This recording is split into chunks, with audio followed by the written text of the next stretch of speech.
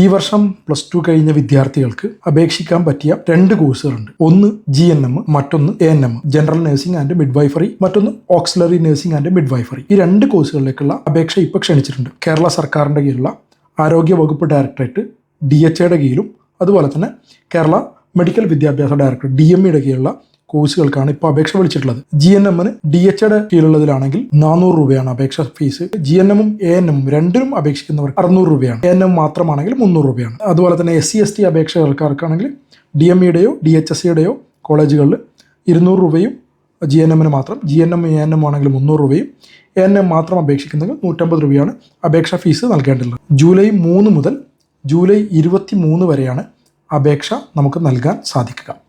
പഠിക്കുമ്പോൾ തന്നെ സ്റ്റൈപ്പൻഡ് ലഭിക്കുന്ന ഒരു കോഴ്സ് കൂടിയാണ് ഈ പറയപ്പെടുന്ന GNMും ANMും.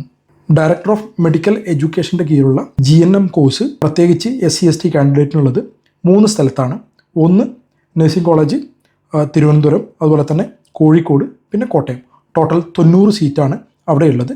GNMൻ്റെ കാലാവധി 3 വർഷമാണ്. 6 മാസം ഇൻറ്റേൺഷിപ്പും കൂടി ചെയ്യണം. അത് 3 വർഷത്തിനകത്ത് തന്നെ ചെയ്താലും മതി. 15 നഴ്സിംഗ് സ്കൂളുകളിൽ director of health service nursing course കൊടുക്കും. അങ്ങനെ ടോട്ടൽ 485 സീറ്റുകൾ അവിടെയുണ്ട്. DHSയുടെ കീഴിലുള്ള 4 ട്രെയിനിങ് സെൻറ്ററുകളിലാണ് ANM കോഴ്സ് നൽകുന്നുള്ളത്. തിരുവനന്തപുരം JPHN സെൻറ്ററിൽ, മറ്റൊന്ന് കോട്ടയം JPHN സെൻറ്റർ, പിന്നെയുള്ളത് പാലക്കാട് JPHN സെൻറ്റർ, പിന്നെ കാസർഗോഡ് JPHN സെൻറ്ററിലാണ്. 130 സീറ്റാണ് ഈ സെൻറ്ററുകളിൽ ഉൾപ്പെടെ ANMന് കൊടുക്കുന്നത്.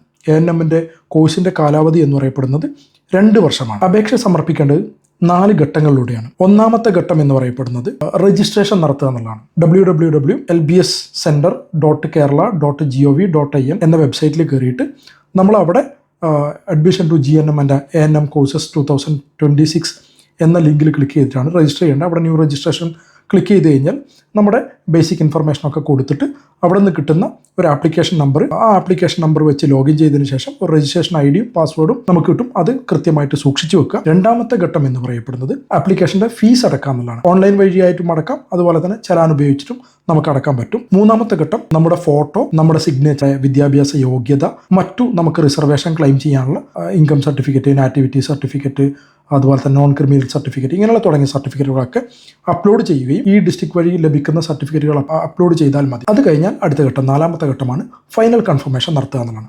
ഫൈനൽ കൺഫർമേഷൻ നടത്തുന്നതിന് മുമ്പ് മുഴുവനും ഒന്ന് നമുക്ക് റിവ്യൂ ചെയ്ത് നോക്കാം.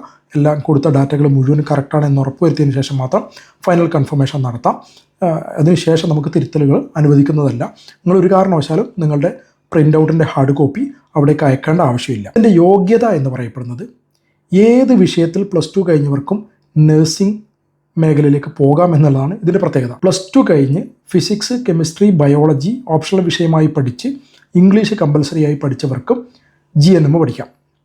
അതല്ലാത്ത ആളുകൾ അവിടെ സീറ്റ് വേക്കൻസി വരികയാണെങ്കിൽ ഏതെങ്കിലും വിഷയത്തിൽ +2 തത്തുല്യ യോഗ്യതയോ നേടിയവർക്കും GNM പഠിക്കാൻ പറ്റും. ANMന് ഏതെങ്കിലും വിഷയത്തിൽ +2 ഉണ്ടായാൽ മതി. റാങ്ക് ലിസ്റ്റ് തയ്യാറാക്കുന്നത് 1ാമത്തെ rank list physics, chemistry, biology വിഷയങ്ങൾ പഠിച്ച, സയൻസ് വിഷയങ്ങൾ പഠിച്ച കുട്ടികളുടെ റാങ്ക് ലിസ്റ്റാണ് ആദ്യം തയ്യാറാക്കുക. അവരുടെ 2ാം വർഷത്തെ ഫിസിക്സിൻ്റെയും കെമിസ്ട്രിയും ബയോളജിയുടെയും മാർക്ക് നോക്കിയിട്ടാണ് റാങ്ക് ലിസ്റ്റ് തയ്യാറാക്കുക. 2ാമത്തെ റാങ്ക് ലിസ്റ്റ് GNMന് വേണ്ടിയിട്ട് സയൻസ് അല്ലാത്ത വിഷയങ്ങളിൽ +2 കഴിഞ്ഞ, അല്ലെങ്കിൽ സയൻസ് അല്ലാത്ത വിഷയങ്ങളിൽ +2 തത്തുല്യ യോഗ്യതയോ കഴിഞ്ഞ ആളുകളുടെ കോർ വിഷയങ്ങളുടെ മാർക്ക് എടുത്തിട്ടാണ്. 3ാമത്തെ റാങ്ക് ലിസ്റ്റ് പറയപ്പെടുന്നത് ANM കോഴ്സിന് ഉള്ള റാങ്ക് ലിസ്റ്റാണ്. ഏതെങ്കിലും വിഷയത്തിൽ +2 പഠിച്ചവർക്ക് അപേക്ഷിക്കാവുന്നതാണ്. അതനുസരിച്ചാണ് റാങ്ക് ലിസ്റ്റ് തയ്യാറാക്കുന്നത്. അത് കഴിഞ്ഞ് നമുക്ക് അലോട്ട്മെൻ്റ് ആണ്. നമ്മുടെ കോളേജും കോഴ്സൊക്കെ കൊടുത്തിട്ട് അലോട്ട്മെൻറ്റ് ലഭിക്കും. ഈ ഓപ്ഷൻ രജിസ്ട്രേഷൻ കഴിഞ്ഞാൽ അലോട്ട്മെൻറ്റ് നമുക്ക് ലഭിക്കും. അലോട്ട്മെൻറ്റ് സംബന്ധമായ വിഷയങ്ങളൊക്കെ www.lbscenter.kerala.gov.in എന്ന വെബ്സൈറ്റിൽ, അതുപോലെ തന്നെ പത്രമാധ്യമങ്ങളൊക്കെ നമുക്ക് ലഭിക്കാവുന്നതാണ്. ഇതുമായി ബന്ധപ്പെട്ട് എന്തെങ്കിലും സംശയങ്ങളുണ്ടെങ്കിൽ താഴെ